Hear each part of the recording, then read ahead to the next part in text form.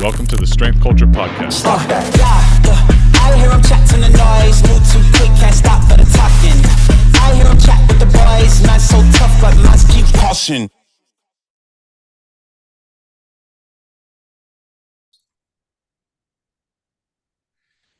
All right, guys. Today I got Ian Markow on the podcast. You have to forgive me. Ian is sort of re-breaking my podcast skills in because I can't even tell you when the last time I did a podcast was. But I thought this would be perfect timing as you are visiting Strength Culture here soon, which I'm sure we'll go into detail and talk about quite a bit. But, I wanted to take the opportunity to sit down and obviously talk with you. We've had a lot of crossover for probably a lot of years now, honestly. And probably more so, probably more so through David, maybe even Angus, that I think we've had a little bit more closer interaction over the years. So I'm really excited to kind of sit down, pick your brain, learn about you, learn about what you do and how you, how you arrived where you're at. And I hope everyone enjoys this. So again, forgive me, guys, if my podcast skills are a little lacking today. I'll brush up on them, but I'm sure it'll be a really great conversation. So welcome again, Ian. Yeah, thanks so much for having me. I really appreciate you having me on, especially breaking it back in. I think you're going to do great.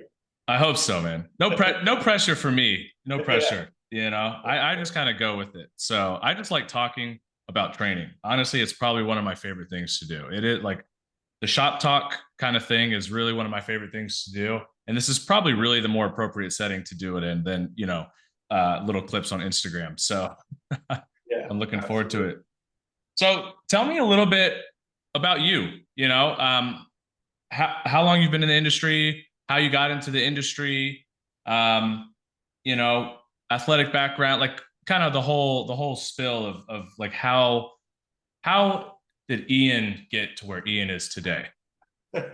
Okay, great. Yeah. So we'll start off like real brief. Growing up, I was pretty athletic, not like NFL combine athletic or anything like that.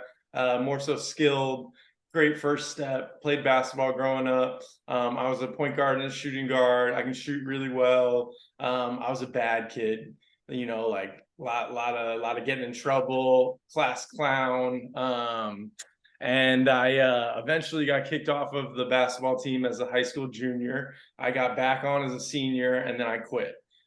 So that was kind of my athletic career. And then I ended up getting really into, intramurals, things like that. And just basically maintaining a basketball run is really important where I'm at in my life right now. And then, sorry, can you hear my kids screaming in the background? Nope. And I'm sure people won't mind if they do. Okay, cool. We both have them. Okay, so, cool. Mine's not sitting here in my office with me, but I'm sure people can empathize.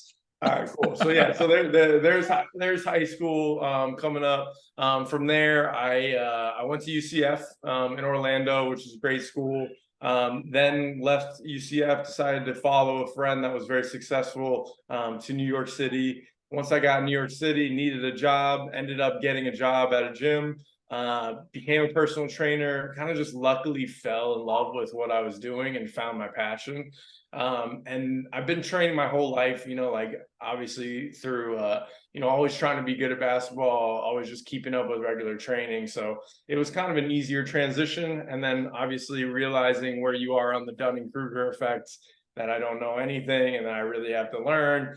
Got obsessed with it. I had a couple of jobs in New York City that were really cool. So I worked at Goldman Sachs, which was the bank. So right across from the World Trade Center in New York City. I got paid to sit at a desk and kind of monitor the gym. And then I also trained certain hours. So while everybody else was doing whatever on their phone or whatever, I was in there studying.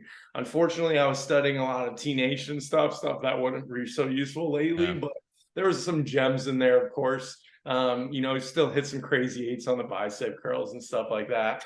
So I learned a lot doing that, which is really, really crucial to get paid and learn while you're doing it. And then I also worked at Google, which was a really cool job. Shout out to Scott when I was there.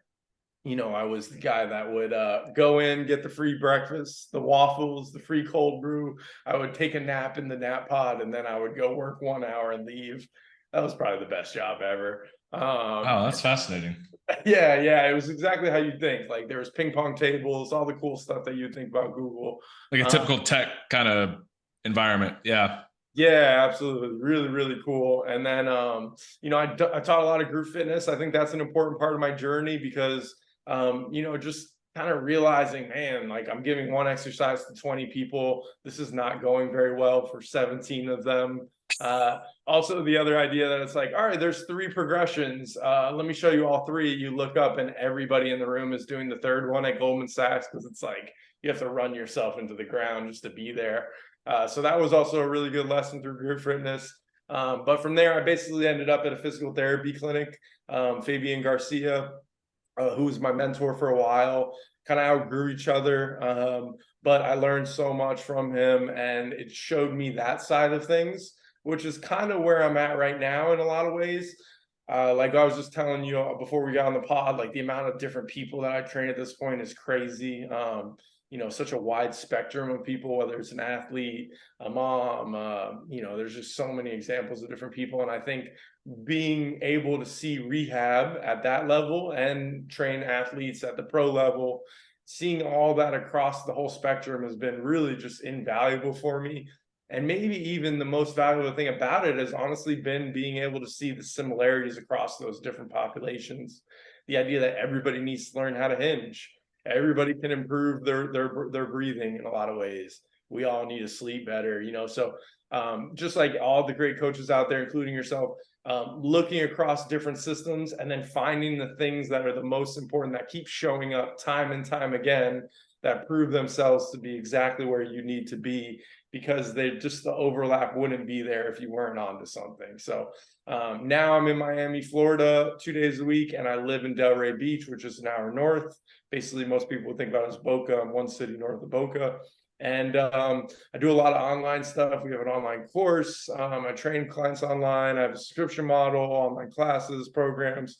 But honestly, I think if one thing was learned through the pandemic is, you can be successful online, but there's nothing that will replace getting the reps and coaching in person, whether it's the energy of the room, like what you got going on with the football, or just being so close to someone that you can really talk to them on that level, or something as simple as watching someone hinge and just getting the back view to see what's going on in the pelvis. So I really miss that, and I really think it's a crucial part, especially nowadays where it's so common to be let me teach you how to make $100,000 as an online trainer, but I'm actually not a good coach anyway.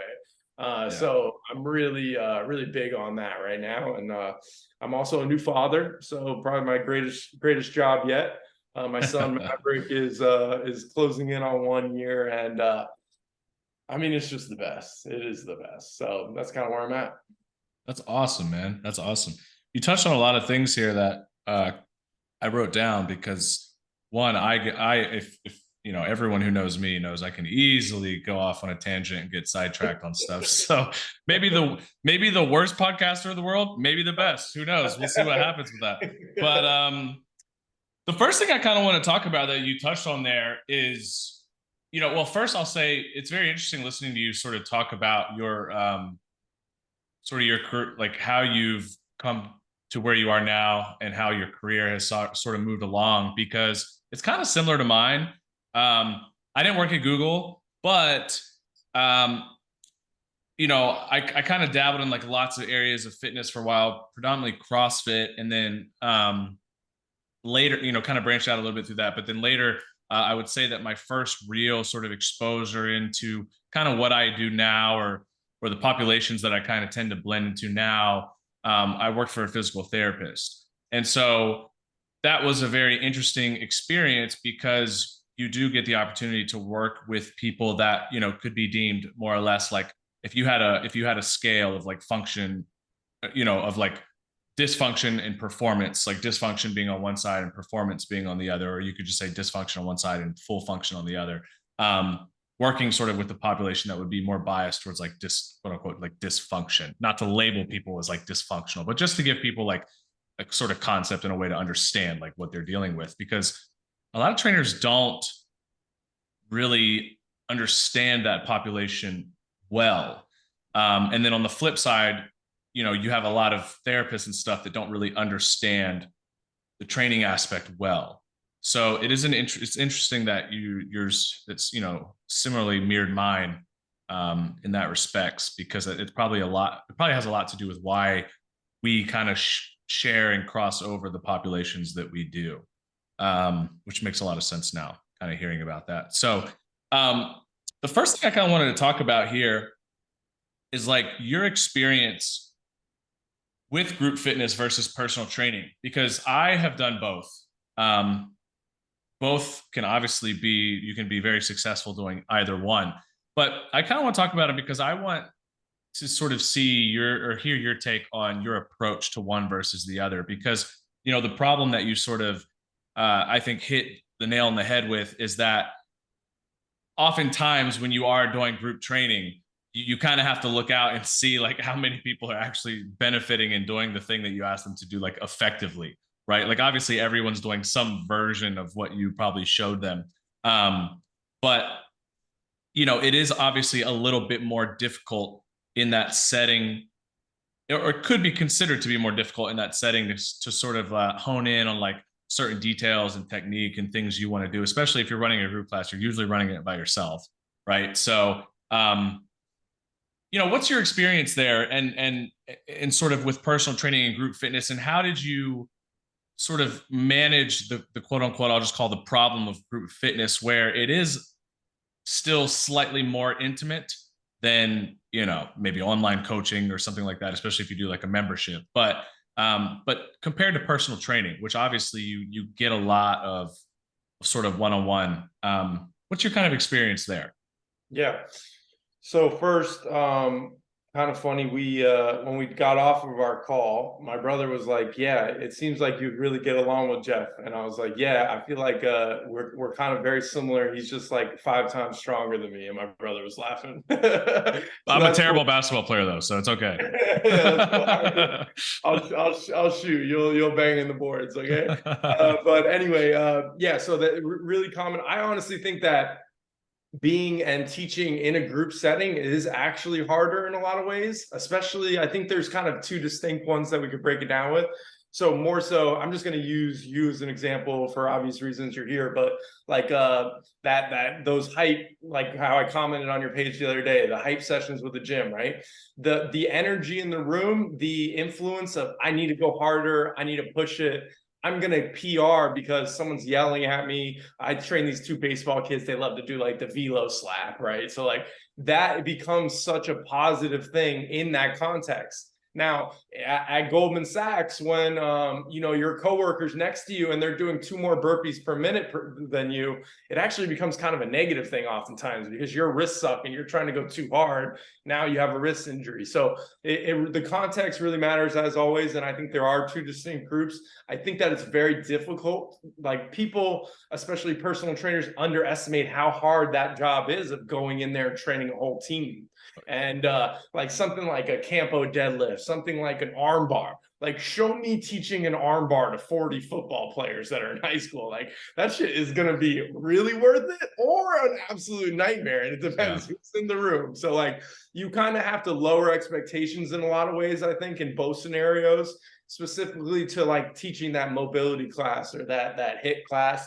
One of the things that I realized after a while is like, forget even showing the 3rd progression, because the 2 people in the class that actually are there, like they're probably not doing it that well anyway. So like, I'll just take away the progression so you have no option. And then they're forced to do that, which I think is also a really, like, not to go on a tangent, but a really good way to run your online programming. That's a lesson I'm learning lately. Some people don't need options and it actually overwhelms them. No, and I'll be pretty transparent. I made that mistake. With my programming where I tried to give people more options. I tried to give people more stuff.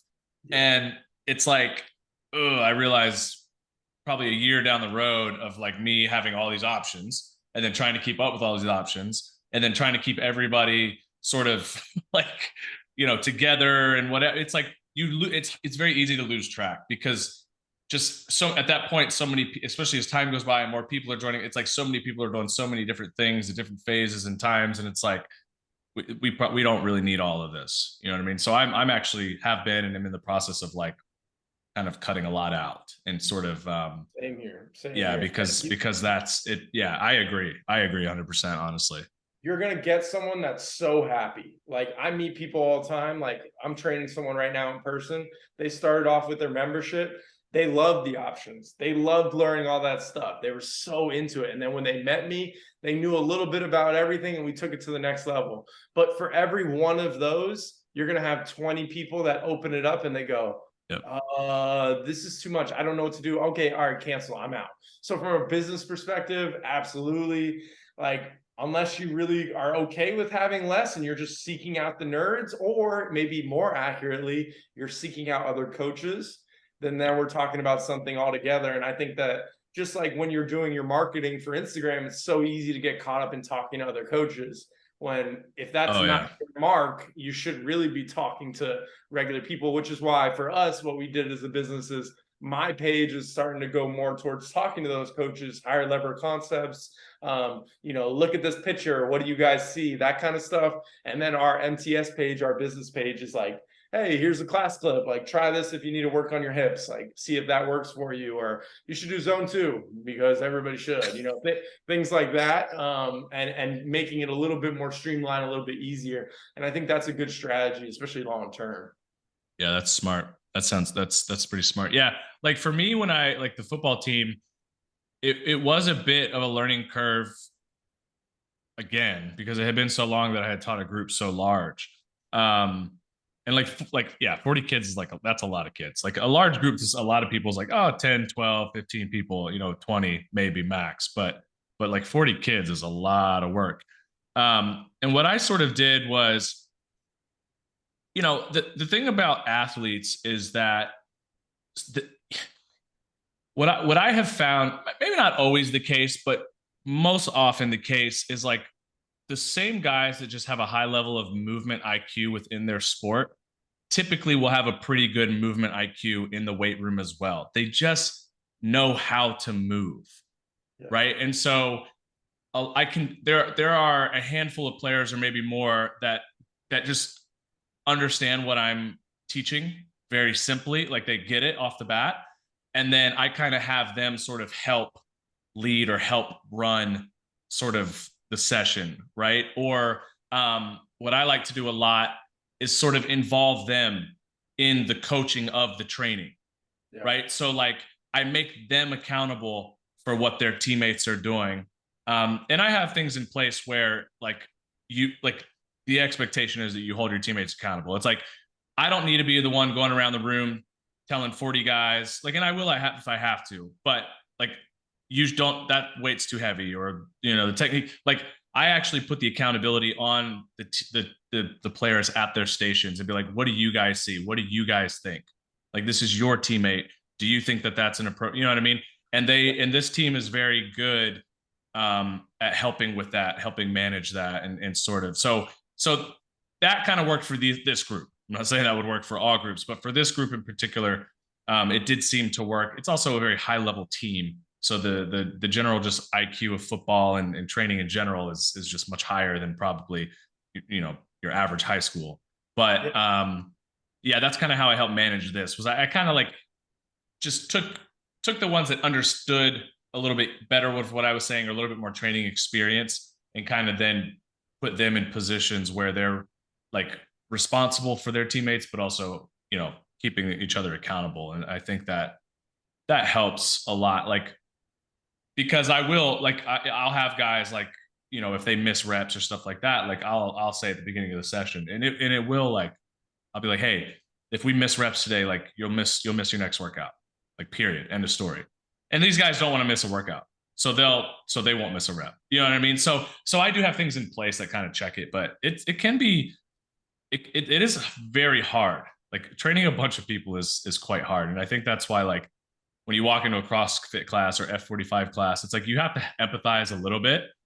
Yeah, it's a shit show, because it's like very hard to keep in quality control with like a mass number of like a large group of people. It just is. You know what Yeah, I mean? I think what you're describing is really, and it's kind of too perfect, but you're basically describing, you're not really building a workout or a training program, you're building a culture. So yeah, 100%. Because I also recognize that these kids are going to go to D1 schools, most all these kids, and they're going to get thrown into the mix with 100 other kids, and it's going to be a bigger group.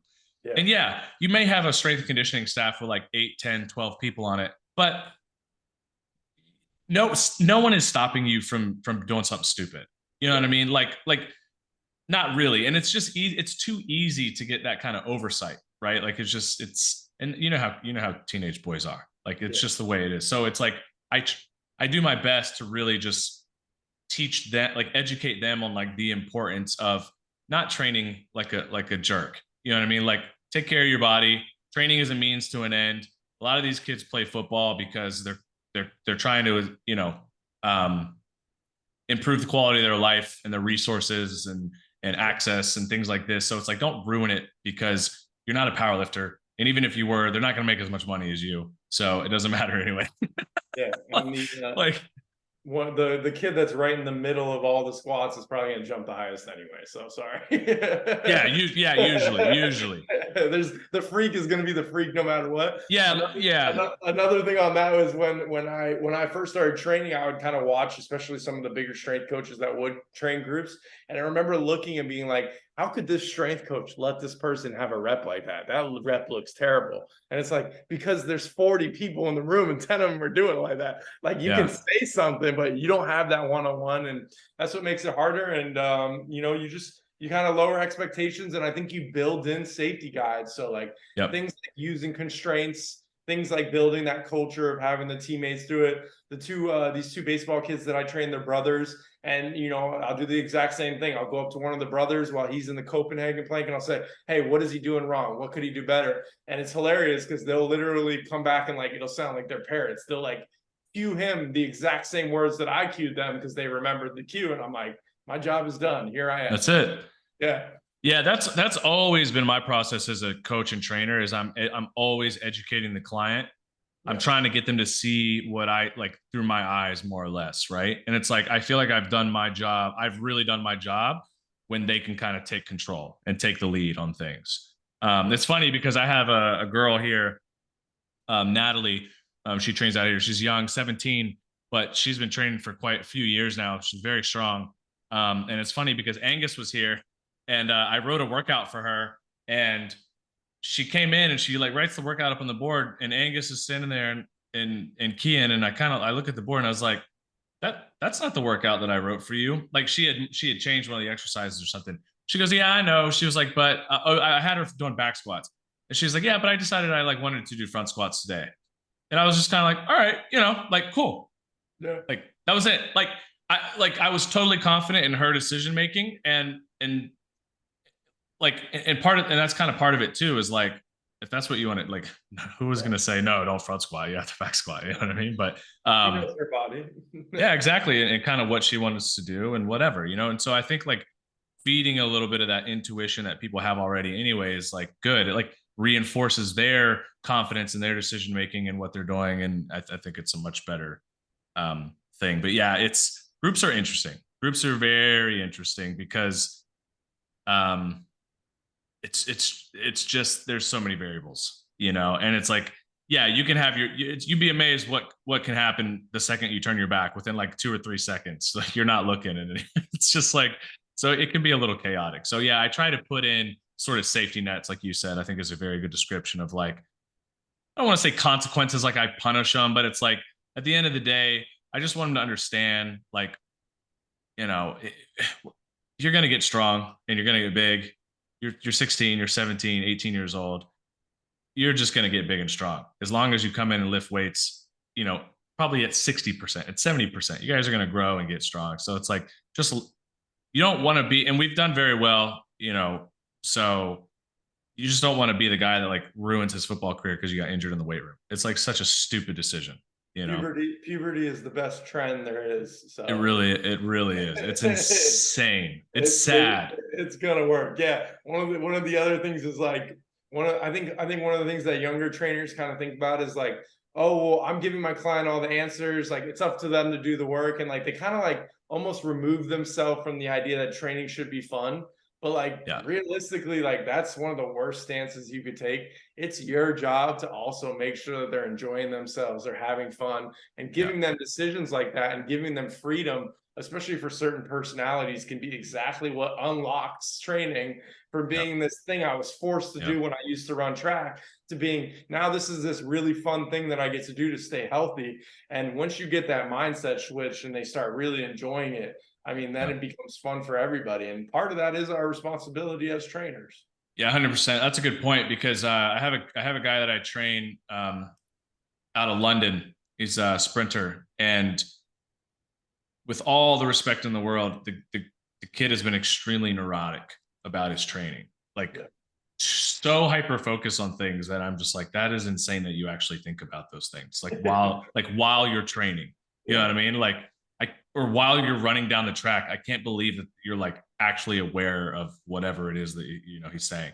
But it's interesting because he's had a lot of success recently. And finally, what I kind of did was like, I remember I wrote in his new workouts for his phase, and I just made it like a fun workout. Like I still slid a little bit of the stuff that I wanted in it, right? Of like, and my note to him was like, dude, relax and just enjoy the fucking workout. Like that was literally my note to him. Like, please just go do this workout and have fun doing it. And he messaged me after and he was like, dude, that was like probably the best training session that I've had in years, because it's like I had to give him permission to just lift and just like kind of be a meathead. And again, I put the exercise, like some subtle exercise variations and things in there that I wanted to sort of get what I wanted to get out of it. But I had to give him like permission to have fun to work out. It was really kind of bizarre, but I mean, it's just the relief, the anxiety of like, man, that was fun. Yeah. And already he's like feeling a lot better. It's like, yeah, because in a sense, like becoming incredibly neurotic about every detail of your training, it can be not good. You know what I mean? It can really be not good. So, yeah. So you said that your first sort of mentor was at a PT clinic. What was your experience there? So how did you end up at a PT clinic? Were they just was he looking for like a trainer to sort of help with the exercise, like was he like a manual therapist or something and he needed tell us about that. Yeah, so I had just gotten into FRC, so I was just starting it, had no idea what I was doing. And then I ended up I had like this weird thing where like I would get not even pain, just like a weird sensation on my IT band on my right side. So I like hit him up and was like, hey, I have ITB band syndrome, whatever. I need help. And I went there. Clinical self-diagnosis. Yeah, like how perfect, right? Like what fourth year personal trainer is not doing that, right? Or third year, whatever it was. But anyway, gluteal amnesia. Yeah, and he like did some cupping on it, like needled me a few times, like really blew my mind, right? And I'm like sitting on the table and I'm thinking to myself, I'm like, dude, I gotta work for this guy. This place is amazing. Like he'll let me train here. Maybe, I don't know. So I'm like sitting there and I'm like, all right, I'm gonna offer to intern for this guy for free. So then like 15 minutes later, he goes to me, he's like, all right, man, you feeling better? I'm like, yeah. He's like, all right, here, come outside with me. He pulls me outside and he goes, hey, Ian, what do you think if I think it was like $100 at the point. He's like, would you come work for me as an assistant for $100 an hour? And I was like, yeah, I think I can make that work. And then like a week later, let me check my schedule and get back to you. Yeah, a week later, he gave me the key to the gym the clinic so that I could train people out of there.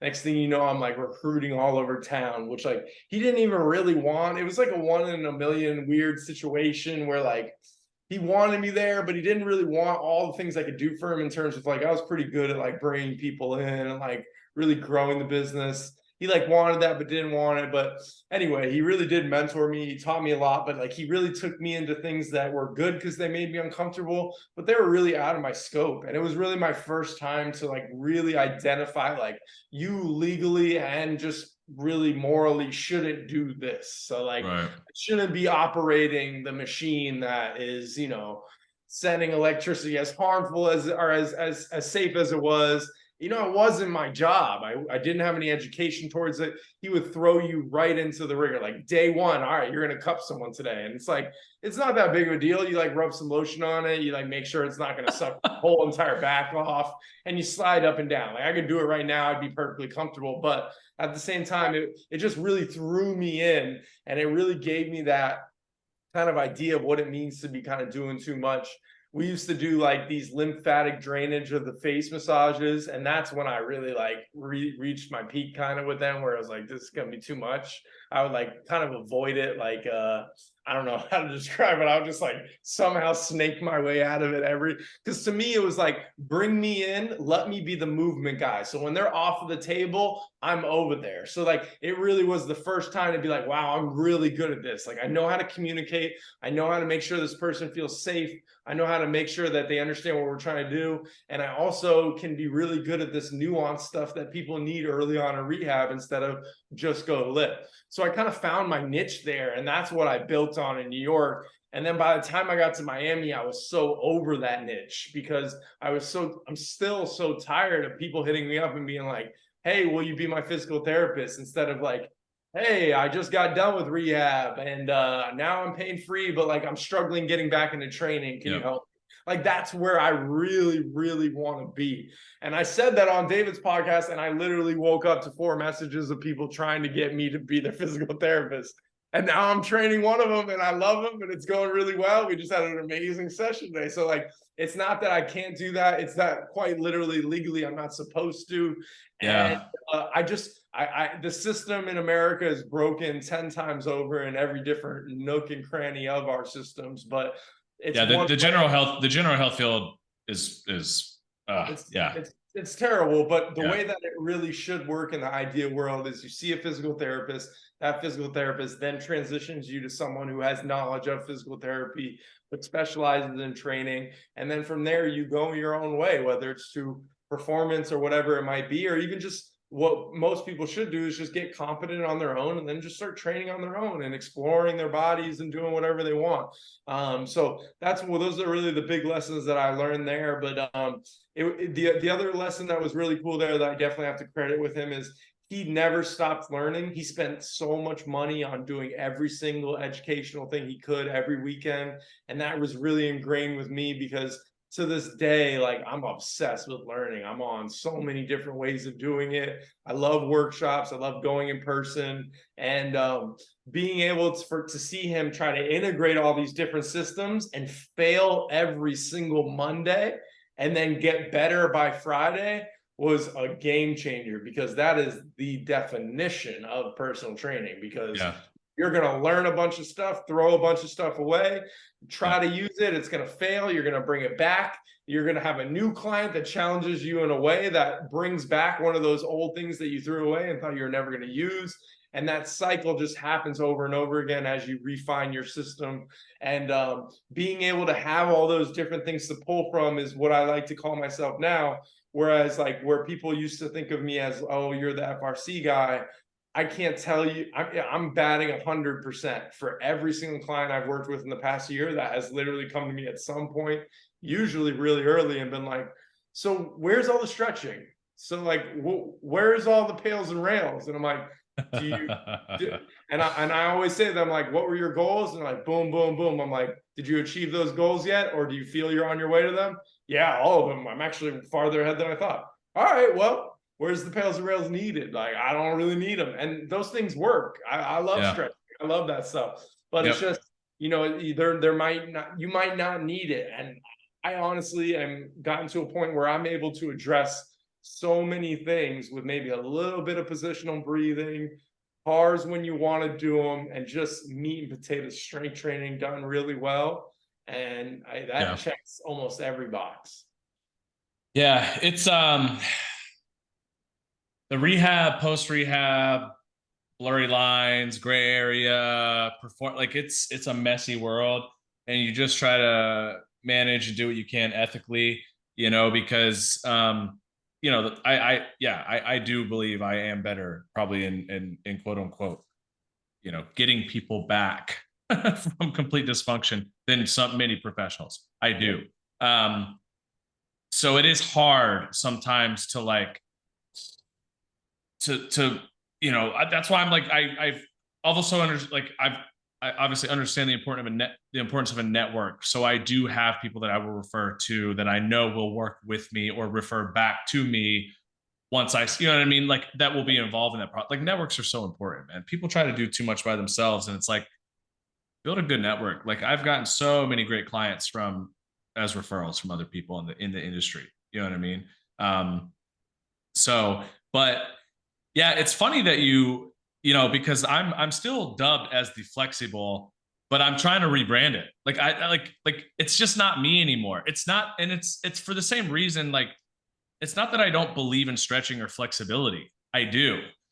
It's just my perspective on it has shifted a lot. It's changed a lot. My audience isn't really doing that. Like I have shifted a lot more into, um, you know, I used to very much be in that circle of like gymnastics, acrobatics, like that kind of world. That I'm not really in that anymore. And so, and like my skill set is just greater than just that. And for so long, that was like every message I got was like, I'm dealing with such and such. Give me a stretch. Yeah. And it's like, and I was just like, oh my God, here we go again. Like, it's not that simple. You know what I mean? It's not that a stretch won't help whatever you're dealing with. It's just not that simple. And I struggle with it. I do struggle with it. Like if I'm being totally honest, because it's like, that's just not really the identity or the brand that I like want to be associated with. It's not that I don't believe in flexibility, range of motion, or stretching. Dude, I used to be able to touch my head and my toe. Like I understand stretching more than like 99% of people, but I do understand like when it's useful and when it's not, or when it's should be prioritized and probably when it doesn't need to, and things like that, versus just like holding on to it because it's like a thing that you can sell. But I don't believe in like in the sense that everyone needs it. But I also am on the fence of like it's not waste of time. It's not worthless. It's not making you slow. It's not doing all the things that a lot of people are also claiming that it is, like from a negative standpoint either, right? So it's like a fuzzy place to be. Yeah, I think the wrist is the biggest example that I always tell people about. That is like, especially with a lot of we teach a course called Mobility Coach Plus, right? And the plus is like the biggest thing, and the mobility is like just the foundation of it, really. Like you come to learn how to stretch, and then by the time you finish the course, you're like, oh shit, like I got so many ways to go. I don't even know where to go now, which again is more of that freedom, but you're kind of confused in a good way, and more so provided additional resources. But I think the wrist is the best example for the stretching, for the flexibility, for the mobility work, because when you have the skill set to train mobility, to train flexibility, you'll never be stumped in a way. Right. Because you're going to have someone who can't do the push-ups that you want because of the wrist, but then you're going to go, oh, all right, well, let me show you cars. Let me show you how to do pails and rails and open up your wrist. And not everybody has that skill set where they might just go, oh, just forget about it. And yeah, of course, you could do a heel wedge and have their hands in more of a plantar flexion, and it doesn't matter ever again. So you have those tools too. But when you really have someone who comes to you and they're like, hey, Jeff, I want to learn how to do handstands. You look at the wrists, they're terrible. You're going to need mobility training and stretching at some point. So that's one of those kind of examples that I think helps a lot of people to realize, like, you don't, because I was almost like that. You kind of go through systems and then you have like this like month or two where you're like, man, forget FRC. FRC sucks. I don't want to look like Dre. Like, that's one of the things I hear a lot. I don't want to look like Dre. It's like, who the fuck cares?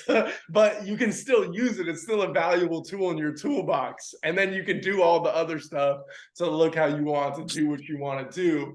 But like, it's just the baby with the bathwater thing, right? Like, oh, I don't do FRC anymore. Like, luckily that phase for me was very short. And I think what you alluded to, or what you drawn on about the idea that like so much of my business was built in it that I couldn't just throw it all the way out. And what would be happen is I have a good conversation with my brother, because he would be like, hey, like we're not doing a lot of mobility. You're not talking about it a lot. Like, we should probably talk about it more. I'm like, yeah, but I'm really into this. And then a day later we'd get a message and it would be like, hey, using your mobility training changed my life. I couldn't believe my hips and I'm so much stronger. I'd be like, fuck, I guess that shit works. Yeah. Yeah. Like every time I wanted to pull away, it would pull me back and be like, I'm still valuable. So, eventually I just kept it and I use it when I need it, which is how you should approach all training in my opinion. That's like probably the best point anyone can make, right? Is like, it's really just expanding your toolbox. Yeah. And like, have you ever seen like a master car mechanic's toolbox? It's the most insane looking shit you've ever seen in your life. 30 drawers of the most crazy ass tools that you've never seen in your life, but they have had a use for it at some point at one of those tools. And then like a beginner car mechanic, he's going to have his Allen wrench, or he's going to have his sockets. He's going to have his breaker. It's going to be a very basic toolkit. But then like the experience of like the master mechanic over the years, he found himself in these like sort of niche situations where like those things just didn't cut it. And they do happen to have very specialized tools for an instance, even if you only use it once or twice, it doesn't matter. As long as you have it and you're able to help somebody with it, who fucking cares? You know what I mean? And that's the same as with stretching. I've had immense amount of success with people stretching, 100%. And I would never deny that. And I would never take that away from people because I just have, right? So, but part of it is like delivering what I want and what I'm interested in, and also like what I'm capable of delivering, like what tools I may not necessarily be using personally for me anymore, but did help me along the way for myself or for other clients or whatever. And it is 100%. It's just like the context of like, when is the tool appropriate and when is it not? And hope that when you have something that doesn't work, you are able to pivot and shift to something else, no matter how niche the design of this tool may seem. It is probably going to be useful to someone at some point. So just put it back in the back of your mind and keep it there to draw on later, because it will surface. It will resurface at some point. You know what I mean? That's a great point. That's a great point. That was another really big thing for me, is like, I realized that like the same context, you could go two totally different ways. So like I could have someone do a bunch of FRC work and end up where they wanted to. I could have someone do a bunch of breath work and end up where I wanted them to. Shit, you could have someone who's really stiff and do cardio and end up where you want them to. And I think when you learn more, you always go through that I don't know anything Dunning-Kruger version that's like very stressful, very overwhelming, very anxiety producing, to be like, what if I don't pick the right constraint for this person? But once you like really go through enough systems and come out on the other end and think to yourself like, hey, I could do a bunch of different things that would help this person. Let me just start with one of them and go from there.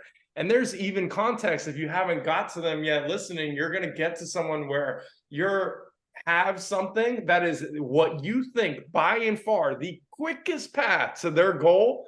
And it's not going to work out because of that person, because they won't put the towel under their TFL to roll over on, because they won't be consistent with the breath work, because the pails and rails are too slow for them, or whatever it might be. Their personality is not going to blend well with that approach. So you might have to go with your second or third fastest route, but because they adhere to it, because they actually do it at a high level, that is what gets them to their goals even faster than those first two routes. Their fastest route. Exactly. Yeah. And it takes time to understand that, but when you do, you're like, oh. Yeah, but I think that's the primary skill that I try to get a lot of trainers to understand, is like observation and communication. Right? Because that's just the bottom line, is like, some people just are not going to be responsive to things simply because they don't fucking want to. Like, and unless you are like, even if your reasoning is sound, you could bring out a full-on database of, of like research journals to back your point up, and a client can still look at you and go, I don't fucking care. I don't want to do it. That's not what I want to do. So I'm not going to do it. Right. And like, do you want to lose that person out to the person that's just going to get, you know what I mean? Like, there is an art of observing, listening. What do they want? What are they interested in? What are they interested in? What is going to be fun to them? What is going to be exciting to them? But also, like, how do you not manipulate, but like, how do you sort of interject what you also want to get without just like seeming like a bully or like you're not willing to compromise. Like, I think like all relationships involve compromise. Always. Business relationships, client relationships, whatever. Obviously, like, not a life coach here, but the point is, like, in this context of like the client to like trainer relationship, there's going to be compromise there too all the time. So obviously you're going to get some clients that just come in and they just listen to whatever you want. You're going to get some clients that will listen to nothing you have to say. And then, but majority of them, there's going to be a bit of compromise both ways. Like, what do you want? What can I give you? Okay, cool. You just got to give me this, that kind of thing. Right. Two questions I ask every single one-on-one online client. What exercise do you hate? What exercise do you love? I'm going to keep the one you love as long as I can, as long as it makes sense. And maybe even a little bit longer, even if it does make sense because you love it. And then I'm going to take away the one that you hate and choose a lateralization or another variation, whatever it might be that fits into that same bucket. But you're no longer dreading going to your lower body workout because you're like, I got to do 8 sets of 5 of that. Like, I don't want to do that. You know what I mean? Like, do I think clusters is going to get you the most jacked? Absolutely. Are you willing to do 12 sets of deadlifts? No. All right. Well, I'm going to pick something else because there's a lot of different ways to get you there. I think with a lot of these scenarios that we're talking about, an early kind of younger trainer, it's just so easy to just go, you know what? It's the client's fault. They didn't do anything. They won't do anything. It's their fault. They didn't listen to anything I said. And it's like, yeah, well, you didn't say it good enough. You didn't listen to what they are saying good enough. You didn't come back at them. And like you said, you didn't compromise because that's really what it comes down to. Like you said, communicate and compromise. That's how you get to the promised land. Yeah. Yeah. And you can be like incredibly educated and communicate it well. Like, and you can even communicate it in a way where it's like, they go, yeah, okay, that makes sense. They're still not going to do it. Yeah. So yeah, that's a really freaking good point. You just got to listen to your clients, man. You know what I mean? Like, and because also if they just like feel like you're not listening to them, they're not going to probably trust you as much anyway. And like, to be honest, if you do give them a little bit of what they want, they're going to become more and more trusting of what you are also kind of trying to put into the mix to get them where they want to go. Because ultimately, like, you know, I think what a lot of trainers don't understand is the client is a reflection of you as a product as well. So like the last thing you want to be as a trainer with clients that aren't getting any results or they keep leaving or whatever the situation may be, like it's like training is not that serious, right? Let's like not take it so seriously. Like it should still be fun, like we said earlier, and they should enjoy it. And like the number one problem in fitness has always been and is still getting people in the door and keeping them there. That should be your number one priority because you can't make a difference if you can't do that first. You know what I mean? So yeah, that's a really good point. So, but this actually goes great because it sort of leads us into the next topic. And this is like sort of a topic that I discussed a little bit with my members in my Telegram this morning.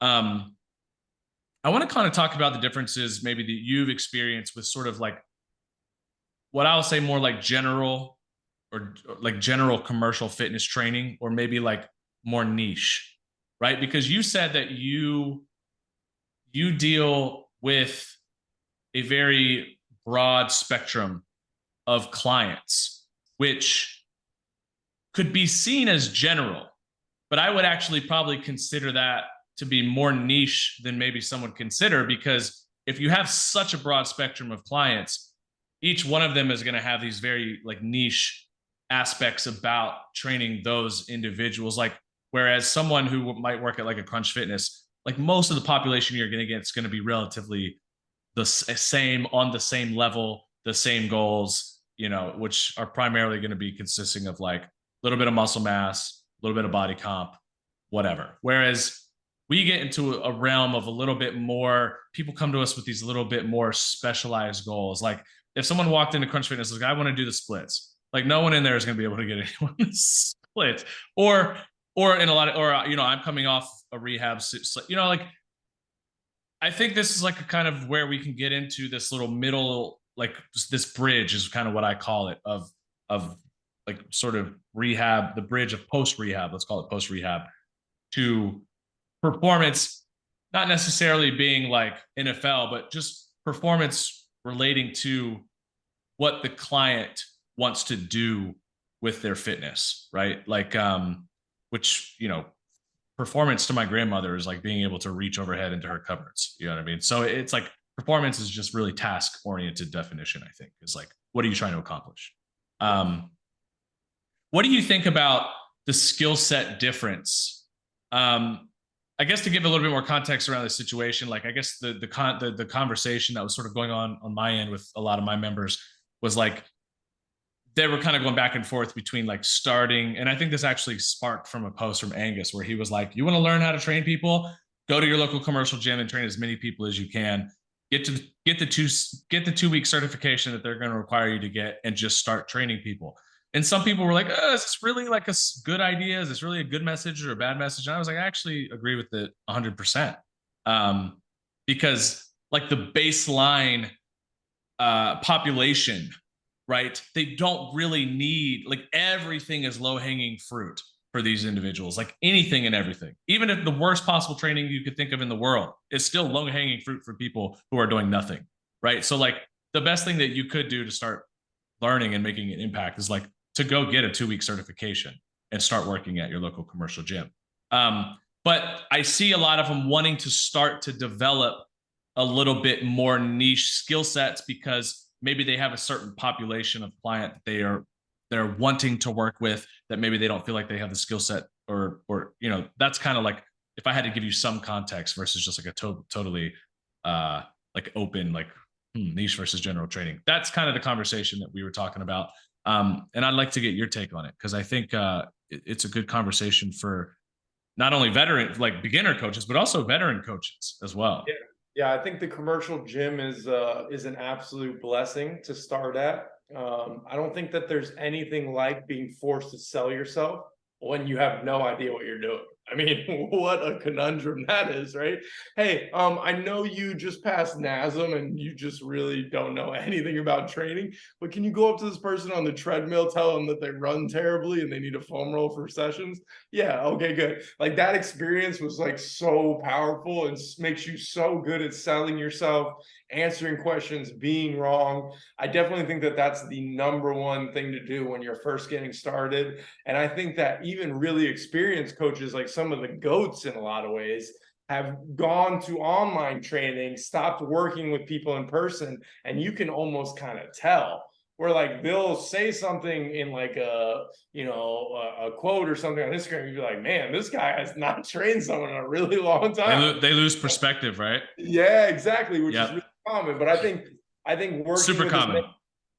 I think working with as many people as possible in that commercial setting is a good way to reverse engineer what you truly want to do. Because you might work with the person who's like, hey, I want to do splits, and like 4 weeks in, you're like, man, this sucks. Like, I'm tired of having them stretch and find the right line of tension. Like, I'd much rather be having them do the med ball stuff. Or maybe you work with athletes. Like, I think the professional athlete is such a good example for this, right? Like, especially guys, but like, what trainer doesn't start off like, yeah, I'm going to work with professional athletes, and then you train one professional athlete and it's like, got to go in your bio, NBA, NFL, right?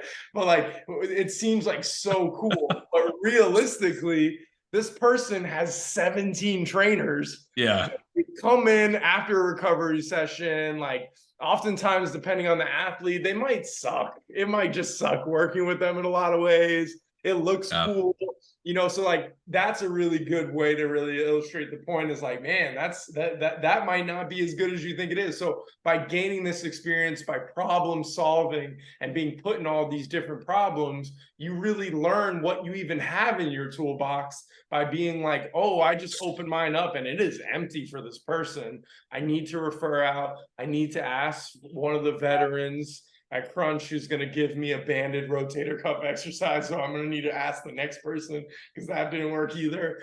So, like, that's really the best way to do it.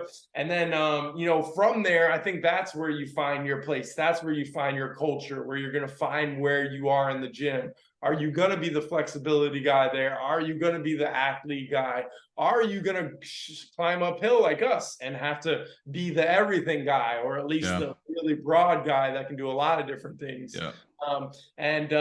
Starting off with the commercial gym. And one of the things that I think I tell people a lot is, so many reps are out there. You could go in your stories, you go in my stories, you could go and see something in all these different places across Instagram and just look at reps of people performing things and learn so much from them. But as soon as you put something up, there's way less people than you'd think that would say, oh, like, let me put myself out there. I see a left knee doing this. I see a right knee doing this. I think the left is the one that did this. I think you know what I'm saying? So like getting the reps in, putting yourself out there is the best way to do anything in life, let alone get good at training.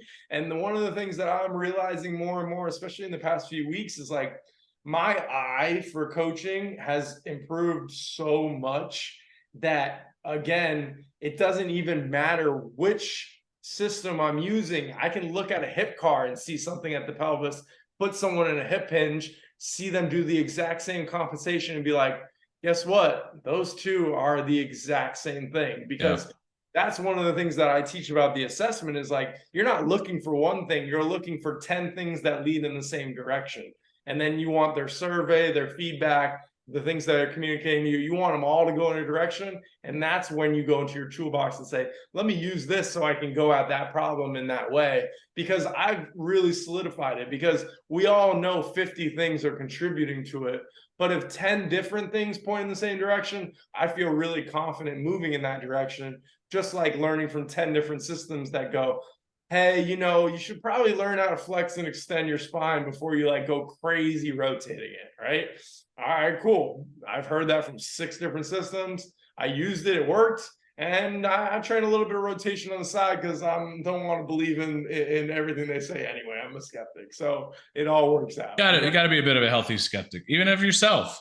Yeah. I'm skeptical. People think like I'm like constantly skeptical of myself, not in an unhealthy way where I'm like not also confident in what I do, but I do have to like just step back and be like, and just look and make sure that you know what I mean? Like, yeah, I like, you don't want to like just be like, oh, I'm terrible, I'm shitty. Like, it's like, that's not healthy for anybody, you know, like, but you should just be willing to be open to ideas and change and alternatives and whatever, because again, you may never know when you're going to need them. Right. Yeah. And it's better to be open to them and like have them there than to just reject them altogether. And then you get someone where it's like, yeah, this doesn't work for me. I want to do something else. And you're like, well, this is what I do. So too bad. Yeah. I think one of the things that I've been really skeptical on lately that feeds into this conversation nicely is like, when you're putting together someone's program, say they have 6 days, right? You know, you have upper body lifting, you have a little bit of cardio, you have some mobility work, you might be doing something like flowability, stuff like that. And week after week, you look at one of those qualities and go, well, I chose this because it's going to lead to this. And they're not getting that. Yep. That's a really good example of when you have to be skeptic on yourself and you say, is it even worth doing this 1 day a week? Or is it not really going to give them much of anything? And I should just double down on another quality. Yeah. A sure thing, you know? Or should I give them a day off? Should I tell them to go play basketball or go for a walk or go surfing or do something else, you know? So it's like you're putting together this masterpiece, but like you have to really look and be like, am I using the wrong paint on Thursday? Because that might not even be doing anything. And now I'm just wasting an hour of their time. Yeah. And that's probably the hardest decision to make because, you know, there's a million reasons why it might not be working for them. But like we said, the end result, it's not working. So what are we going to do to change it to make sure it is working? Yeah. Yeah. And just be willing to see it. Right. Yeah. That's why programming is such an interesting topic for me, because so many people have come to me and be like, Jeff, please do like a course on programming. And I go, it's fucking impossible. Like it is impossible because I can give you all the same bullshit that everyone else gives you. Sets and rep schemes and percentages and intensities and styles and like straight sets and pyramid sets and descending and ascending and all this other shit that everyone gives you anyway. And then you're probably borderline like likely to get sued by somebody because someone steals your, you know, and all this other shit. Or it's like, let's just go through the infinite amount of context of how I design programs and why I design programs for people and why I've been doing it that way for 12 years. Because it's like, I feel like you have to get people to see things a certain way. Like I'm trying to I'd rather sell you perspective. I don't really want to sell you like this thing, but at the same time, like perspective can be kind of hard to sell. Yeah. Right. But I feel like that's really what you are selling. Cause I really feel like a lot of us are saying a lot of the same things, but we're really, it's just like, this is my perspective on this. Like, this is where I see things from. And this is why I see things this way. Which I think people appreciate a lot. Right. Because I'm same with you, man. I've done it all. You know what I mean? We're talking DNS, PRI, FRC, like fucking everything. You know what I mean? Like everything that's out. That's like the most popular recently. Did a little bit of the flowability stuff. Have done Poliquin. You know, like anyone who's on Teenage, like West Side. Like I've done it all, and I use all of it in some capacity, somewhere, at some point, at some time. Every exercise variation, making up new exercises. So it's like teaching programming is such like a hard, like you said earlier, you kind of just have to either just commit to be like, this is the most simple way that I look at things and do things and just do this, or you kind of have to go into the route of like mentoring, where like you can sit down and you can have contextual discussions about what kind of clients are you dealing with, what's the situation you're dealing with. Oh, well, this is what I would do. This is how I would do it, and this is why I would do it, because I see this as this problem, and blah blah blah. Like you kind of have to do it one way or the other. I don't really think that there's like, yeah, I don't know. That's just kind of me like thinking through my head of like programming, because programming is like, oh my gosh, My answer for that is why you need to hire a coach that you love. So like you have someone that you look to as a mentor, you hire them one-on-one. I do this all the time. I love working with coaches, so like you give them their program, they mess it up, they come in, they have all these questions, they want to know why, you explain it to them, you take them back through it, they feel it, then they go, wow, this was game changer for me. They see a client, they do it with them, their client asks them a question, they're like, I have no idea why they asked that or what that means. Let me ask you next session. They do their next session with you, the program progresses. They get to see, oh, wow, you started me with this and then you did this. So like, that's really it. And that's why with training and with coaching and mentoring, you have to take that long-term approach, which is why I don't want to work with anybody if you're not ready to commit to 12 weeks, because it's like the way that I'm going to train you. That's how I do it. It's going to promote a long-term growth and a really life change, not just let's put you through some stuff. Yeah, and it's like an ebb and flow. It's like it's almost like you're building like a neural network, and you're like establishing like neural connections at first, where it's like they start off very like simple, but then like things start to ebb and flow, and you change things because they're dealing with this or this didn't work. It's like that's how a program should go. You know what I mean? I have people on 4 or 5, 6 days a week of stuff. Some people doing 2 days, some people doing 3 days, some people doing full body, some people doing split, some people doing upper lower, some people doing your typical, like I use it all and I've done it all. It just depends on who I'm dealing with. Fortunately, I think I've just built a toolbox and a set of tools that I can give a lot of people what they want and what they need. That's more on the one-on-one. My membership, I would not attempt to do that. That would be impossible. But like for one-on-one training, I'm very dynamic in who I can train and who I can deal with. Which is fun because I do think it does give a lot of perspective, and it's at least less biased than if you're just dealing with, you're the person that trains baseball players all the time. If you train baseball players all the time, you're going to see the same thing all the time. And the solutions are likely probably to be X for that population of people all the time. But when you get this person, what do you do? Because then their whole model just gets flipped upside down because they're now dealing with a football player or whatever, which I've always known like regression and progression of exercise variations to be like probably the most useful tool that anyone can have. Like, I think if you take the model of movement patterns, like, you can think of traditional ones of like vertical pressing, vertical pulling, horizontal pressing, horizontal pulling, a squat, a hinge, or whatever like greater classifications you want to give exercise. And then you just have like progressions and regressions of those subsets, or you have like progressions that serve as like subsets of those main things. And it's that's what I've really appreciated about.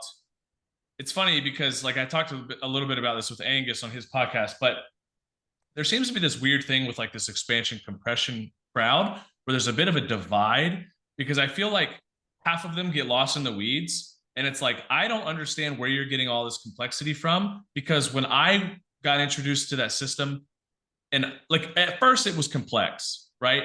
But then once it clicked, I was like, it simplified everything. It was like a light bulb went off, and I was like, whoa, this is crazy, because it kind of pulled everything that I've ever been exposed to in fitness, and it just pulled it all together and made it all make sense. Like that was sort of what I got out of it. And that's sort of like what Angus got out of it. But then I feel like there's also this, even like Pat Davison, I feel like has a very simplified version of what he learned from Hartman. And it just makes sense. Whereas then you see a lot of people where it's just like, I don't even think you understand what you're saying. I don't even think you understand what you're talking about. And it is bizarre to kind of get pulled into that circle and be like, oh, well, this model sucks. And these people are they don't even know what the hell they're talking about. They're using like a foreign language and all this stuff. And it's like, yeah, but I understand.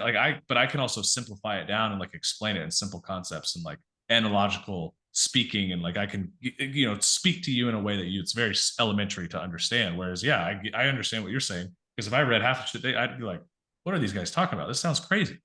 Yeah. But then I go to Hartman and then he's like, here, some of his best videos are like having problems with your bench press. It's like, try this and then go back to bench pressing. Where then like there's a part of that crowd that's like, don't bench press, it compresses your shoulders and you'll ruin your shoulders forever. And it's just like, it's just a really bizarre, it's just so bizarre. Like fitness in general is bizarre, but yeah, it's funny because like that's the system I guess I kind of claim like that I say I gravitate to just because I don't know. It was like I had like a moment of singularity where everything just came together all at once. And I was like, it is pretty binary. You compress, you expand, you IR, you ER. So it's kind of like, it does simplify some things, so. Yeah. And it's not to say there aren't flaws, but it's like, no system's perfect. You know what I mean? None of us understand everything there is to know about everything. Like it doesn't matter how much of how professional you are or anything. I mean, even the greatest minds of all time didn't understand. They were still questioning a lot of things, trying to understand. It's like, that's okay. It's okay to like, as long as I think it allows you to observe and just make better decisions. That's really the ultimate goal is like, can I observe what's in front of me? And does my decision-making process become more effective and more efficient over time? Yeah. As long as you're doing that, you're going to be okay. Clients are going to understand you're going to mess up. Clients are going to understand you're going to fail. And a lot of them are willing to go through the process as long as you're just forthcoming and honest. Like, yeah, I don't really understand. Like, let me kind of figure this out. Let me run this through my head. Let me look at but like, yeah, that's been sort of my experience with that system in general. And it's just like, it's funny because I laugh because I look at like this system, whoever claims this system, whoever claims this one, and they're all fucking arguing, right? And they're all bickering back and forth. And I'm like, you do realize you guys are like literally talking about the same thing. You guys are on the same side. The only thing that you're arguing about is what word you're using to describe the thing. But otherwise, you guys are on the same team. It's like, it's so funny. Because that's basically what it did for me. It just helped me realize like everyone's on the same team and everyone's pretty much talking about the same thing. And has observed the same things, whether they really know it or not. And that's sort of what it did for me. So it's kind of funny. Yeah, it's funny to watch. It's just funny to watch. Yeah. So obviously with COVID, you had, all of us had to go online. But well, in Florida, we've been okay. But what did online teach you, and why, and what has returning to in-person taught you as well? So online taught me that it's possible, that you can really, really change lives and make a lot of progress online. I think there's actually certain things that are beneficial online. Like, for example, even though you can film, you can do that. It's kind of almost nice on Zoom sometimes to just screenshot, say, all right, I'm going to share my screen. Come look. It's almost like, even though you could just sit down in the gym and go over like a 5-minute learning lesson about something, I feel a little bit easier doing it on the computer and breaking something down and like, I'll use the hip hinge, for example. Again, someone's hip hinging. I say, turn away so I can see your pelvis. So I take a screenshot of it. They come back and I go, do you see how your hip's hiking? They go, oh, that's exactly what I was thinking. All right, cool. And they immediately go fix it. So I do think that there are benefits to some of the Zoom stuff. The other thing is, like, people hate Zoom, but like the difference between giving someone a program and then giving someone a program and doing Zoom sessions is like, I mean, it is monumental. Like, I mean, just, I gave someone a program a week or two ago, you know, dealing with like really bad sciatica. They got like, you know, scoliosis. And like, I thought this program was amazing. And he felt really good and he was doing really well. And then I see his stuff on Zoom and I'm like, all right, like I can make every single thing you're doing better. And by the end of that session, it was like a completely different person, just going through everything, the little cues, little details. With so much of the stuff I do, the nuance matters so much, and the cueing and the coaching matters so much. So like something as simple as like your weight's over your heel versus your midfoot. I mean, that changes everything, you know? So being able to do that online is so much more possible. Plus, like, just like everything we've been talking about, being in person with someone and being able to talk to them and build that relationship, you can do that on Zoom. It is very much possible. Most of my long-term clients, we almost don't do any exercise. We get on there and 45 minutes goes by and we've just been talking and having a good time. And for me, I'm getting paid to hang out with someone I really like. So we're just vibing anyway. And then last 15 minutes, I'm like, oh crap. By the way, what do you want to do for your program updates? How many days do you have? You know, so Zoom is totally possible to make a ton of progress. Going back in person, I realized how much I missed it. I realized how much of my health I was getting from training people. So the idea of walking to the gym, walking around the gym, picking up weights, you know, showing an exercise or two, just being out of the chair and just moving so much more, coaching someone sitting in the 90-90, coaching someone sitting on a slant board, like they don't even know it, but I'm hitting some pails and rails, right, when I'm doing, you know what I mean? So like a lot of those things I really missed. And obviously just something that I knew before and after the pandemic, but like when I'm there and I can just put my hands on someone, it's a cheat code, you know, like not doing manual therapy, but being like just feedback. Yeah, especially at the pelvis. Just be like, I'll literally just gently put my hand on someone's pelvis and turn them a little bit, and it's just a totally different exercise. So yeah, those are the things that I learned, and I'm happy it's over because, you know, being in person, I'm just so passionate about it. Just being one-on-one with people, it truly feels like what I was meant to do. I enjoy the online stuff. I obviously want to scale my business and reach more people, but there's never going to be something that that replaces being one-on-one with someone. Yeah, 100%. When I booted up the seminars here at Strength Culture, it just was a reminder of how important those connections are. You know, I've made lifelong friends in person in this industry because you just meet people and you just build connections with people on a level of trust. And, you know, that's really the best part. It's like really the best part. And yeah, you can obviously have a vast influence on a lot of people online, right? But you can have a really life-changing, intimate, you know, influences on people in person. Like you just really, like nothing will ever replace it. Nothing will ever replace it. Same thing with the in-person learning, you know, like a mentorship can be a game changer, and being in the Zoom with 40 people can be awesome. But like you said, you can go to a workshop, go to a weekend thing, and like the person you met there could be worth the price of admission just by being with that person. I've had 100%. In most cases it is. Yeah, I've had like homies that I still like were really close with, and it was because we sat next to each other and got paired up at a workshop, you know. So those moments are invaluable. Absolutely. Yeah. And since we're talking about that, let's go ahead and you know, we'll probably have to end this here soon. I'm sure we both got kids to tend to and things to do, but let's talk a little bit about the workshop coming up. So it's May 20th and 21st here at Strength Culture. This will be the third official workshop here at Strength Culture in a year. And I'm very excited. I think it's going to come really well off of David's, which was back last late August, early September, and then Angus's, which was in February, and then you're going to be here. So briefly kind of let people know, like, what are you coming up here for? like people want to know, hey, what am I going to go up there for? What am I going to do? What am I going to learn? What can I expect? And yeah, so why don't you tell us a little bit about that? Absolutely. So the workshop is called the Spectrum. It's a general name on purpose, but it gets really specific when you're in there. So the idea of really like everything we've been talking about, the toolbox, you're learning all these different tools across the spectrum so that you can solve your clients' problems. Unlike a lot of workshops, I'm basically doing almost zero lecture. So the format is everybody's there. I take one person, I coach them through a few exercises, you see it, and then I go and I turn around, I coach you. Then all of a sudden your partner and you coach each other. And the way that we think about it is like you actually learn it that way. We encourage everybody to film the whole thing, especially your reps that you get individually with a person. So by the time you leave the workshop, you've already got a full assessment of yourself and someone else. And you've gone through all of the exercises and problem solving to solve those problems and achieve those goals for each person. It's really total body. We go through a ton of stuff.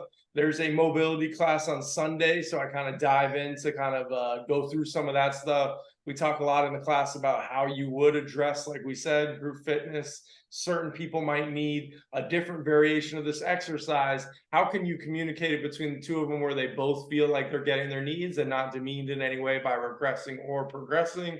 And really just coaching at the highest level, honestly. Like there's so much legit coaching going on, like hands-on, learning the hinge, learning squat variations, learning how to address clients with the breath work is another huge thing that a lot of people take away. Like 50% of the people that came to the New York one, like that was their biggest thing. They were like, I really want to learn how to go through the breath work. And it's cool. A lot of them have messaged me since and said, like this was a game changer, just kind of simplifying it, giving you something that you can apply on Monday. Yeah, because I think a lot of people, there's a lot of diaphragm this, rib cage that, pelvis this, and like people are just like, okay, like what do I do with the information, right? Yeah. Like my clients not like, or how can I implement this in a way that the client buys into it, right? Because like if I put them in a prone position, breathing or a side, like why am I doing that? What's the exact? I think that's a good. I think that's great. I think it's great that you're going to go over that because it does seem like I could see how it would seem like eyewash to people, but I also understand that there is value there. Conceptually and practically, just understanding shapes and shape change and why it's important and why it's not just important for like being healthy, but like, or, not in pain or whatever, but also for like getting strong because like understanding how that, I think it is still one of those things that it's hard for like strength coaches to really buy into or understand because they do kind of see it as like super low, like just low intensity sort of, eyewash, I guess was the word that I use.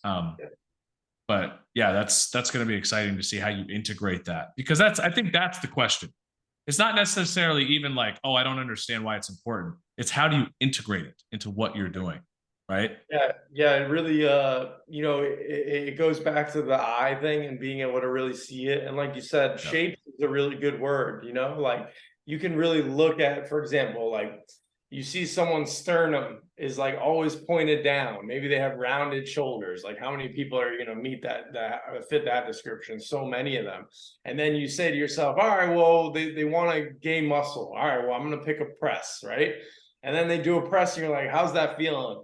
Even if they don't have pain, they might say to you like, yeah, it's good. I feel my triceps. You're like, well, we're doing chest press. Like, you don't feel your chest? It's like, well, not really. And it's like, well, your chest isn't stretching because you can't expand your chest at all. So it's really a prerequisite. And just cranking on their shoulders, stretching their chest is not going to be the move. And it's also going to take way more time to stretch than to get someone to do, 2 sets of 5 really good breaths. Yeah. And I had that exact situation happen today where someone came in and they were like, oh man, I've been doing the chest press and I can feel my whole entire chest stretching and I'm so sore.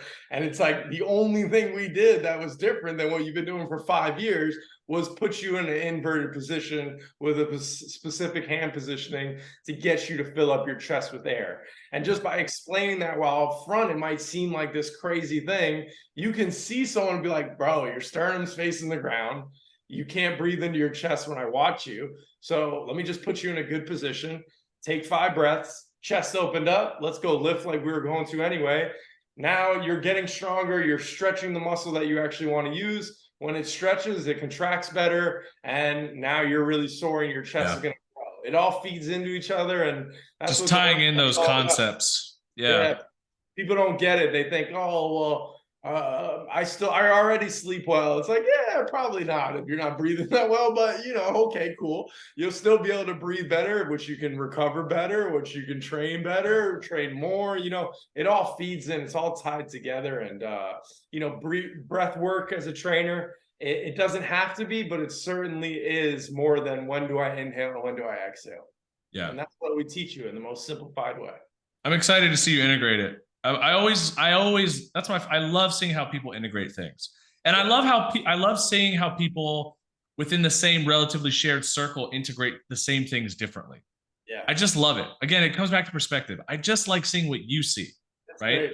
Yeah. I'm really looking forward to that. I'm very excited about that. So some breathing stuff, I don't want to simplify what you do. So just correct me if I'm like, okay, that's not exactly it. It's a little bit more, but some breathing stuff, sort of the conceptual understanding of why it's important, as well as the practical understanding, how to integrate it into everything that you need to do. Because, from the day we take our first breath to our last, we're breathing all the time. Kind of important. Mobility work. So you're going to go over sort of your sort of approach, again, conceptually and practically to mobility, how you apply it, why you apply it, that sort of thing.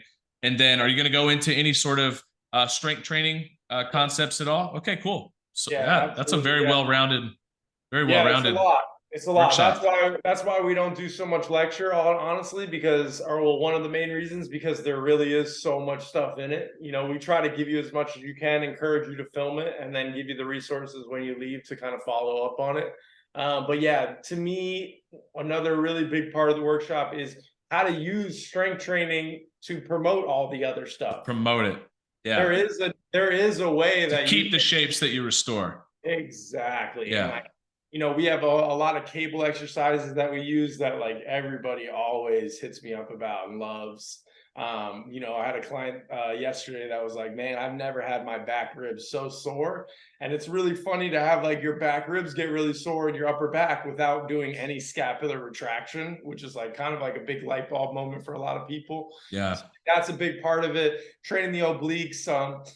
We kind of have like, we go over a lot of the beefcake stuff and how to do that at the higher level. When I say beefcake, I mean more like bilateral incline press, chest press, how to like go about some of that stuff. But then even more importantly, what I really like to do in terms of a general kind of programming guideline is like, you might have that one beefcake day where you're really going like max effort as heavy as you can, blah, blah, blah, maybe some lower reps.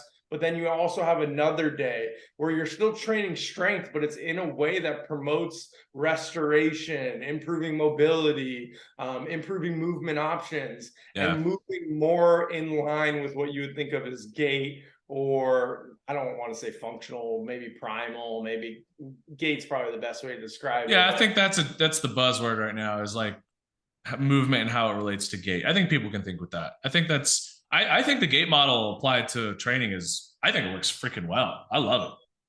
Love it. Yeah. Especially when, everybody's going to walk away.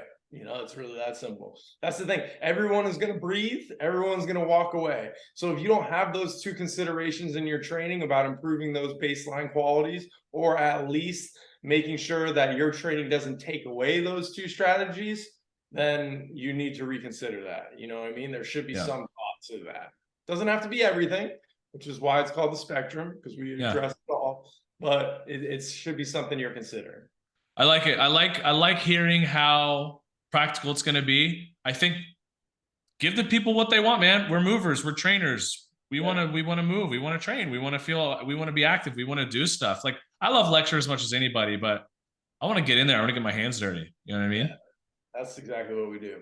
We'll save the lecturing for this kind of thing where we just sit here and talk to each other for hours. And if people really want to listen to it, great. But I think when people travel a long way and, you know, whatever, like, come on, man. Like, I want to feel like I did something. I want to feel like I earned those beers that we're going to go out and get afterwards. You know what I mean? Well said. Yeah. So, Ian, just to kind of wrap this up. So, again, May 20th and 21st, that's here at Strength Culture in Clearwater, Florida. I'm freaking looking forward to it. I'm excited. Where can people find out more about you and more about the event specifically as well? So that way, when people listen to this podcast and they want to sign up, where can they go do that? Yeah, so just hit me up on Instagram, send me a DM. It's Ian, IAN, MARKOW. So at Ian Markow. Just send me a DM and say Clearwater, or say I listened to the podcast with Jeff. I'll send you the link, get you all set up. If you want to go directly to it, you just go to our website, markowtrainingsystems.com. You'll see a workshop tab. You can just pull it down. We're about to add Boston, Vancouver, and I think San Diego. So if you're in those places too, those should be live relatively soon. So yeah. And just Instagram is really the best spot. We're all over YouTube. We're all over Instagram. And we post some stuff on Facebook, but Facebook sucks. Yeah, guys, you know, I can't stress enough how much value I can guarantee you anyone's going to get out of this workshop. I know I'm going to get value out of the workshop. Not that I'm anything special, but I know I'll get value out of it. And I know you can too, you know. So, you know, kind of like what we touched on this, I think the one thing that's always going to set you apart is just willingness and eagerness to learn, get out, learn new things. It's the best investment you can make as a trainer, hands down, 100%. Get out in the world, meet the people that you look up to and respect and want to learn from. Get there, get face to face, and get around other people that want the same experience. That's really going to be how you set yourself apart in this industry. And man, this content, I can't, like, integration, I think, is one of the main things people look for, because I think everyone can get the philosophy and the like I said, the concepts, and they can go, okay, that's great, I understand this, but what do I do with the information? Like, how many of us have read self-help books and we read it and we're like, wow, that was so great, I feel so amazing, what do I do? Yeah. You know, and I think that's really what people look forward to.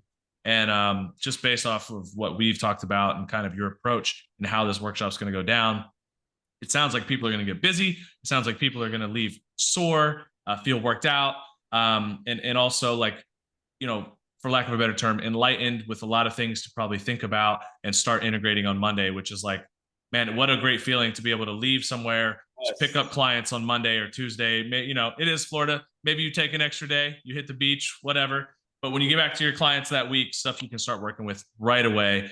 I don't think there's any better value than that. So I'm very, very excited. And I'm very much looking forward to meeting you and having you here. I think your brother's right. I think we're gonna hit it off. Yeah. You know, and I think it's just gonna be a great time, guys. So if nothing else, I can guarantee you it will at least be a great time. So come through, come by. Sounds good. Thank you so much for having me on, man. I really appreciate it. And we will get you on here again. Maybe we'll do a post workshop little podcast to just kind of talk about what we learned, or, you know, what happened and what we learned and what kind of fun we had, and just kind of catch up maybe after the workshop. But other than that, guys, go to his website, go to his Instagram, Ian Markow Training Systems, and we'll talk soon. Thank you. Welcome to the Strength Culture Podcast. I hear 'em chatting the noise, move too quick, can't stop for the talking. I hear 'em chat with the boys, man so tough, but man's keep caution.